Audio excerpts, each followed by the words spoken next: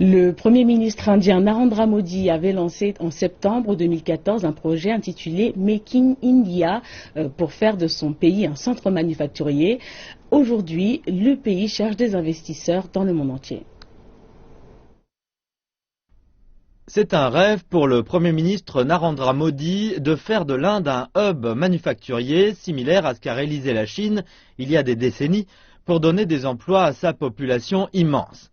Cependant, l'Inde a créé un événement de grande ampleur intitulé la semaine Make in India pour attirer les grandes entreprises du monde entier. Au même chapitre, le gouvernement indien a promis des réformes, des baisses d'impôts et un environnement favorable.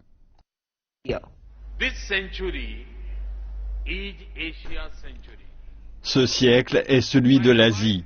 Mon conseil est de faire de l'Inde le centre asiatique de votre entreprise, si vous voulez que ce siècle soit le vôtre.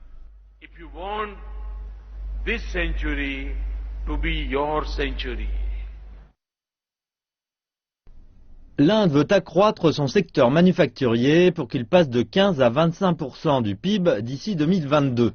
L'Inde a besoin de créer énormément d'emplois. D'ici 2020, 300 millions de personnes vont entrer dans le marché du travail. Or, au rythme actuel, elle ne pourra créer que 8 millions d'emplois d'ici 2022. L'économie indienne connaît une croissance de 7% par an et Make in India veut attirer des investissements dans l'électronique, la défense et le textile. Des délégations de plus de 100 pays sont présentes à ce sommet qui est vu comme un grand événement pour l'économie mondiale. La compagnie suédoise IKEA a annoncé l'ouverture de son premier magasin à Hyderabad en 2017. L'entreprise voudrait ensuite en ouvrir 25 autres d'ici 2025. Nous avons environ 50 fournisseurs et 45 000 personnes qui travaillent pour nous directement en Inde et produisent pour IKEA dans le monde. Donc nous fabriquons beaucoup en Inde aujourd'hui, mais nous voulons faire encore plus.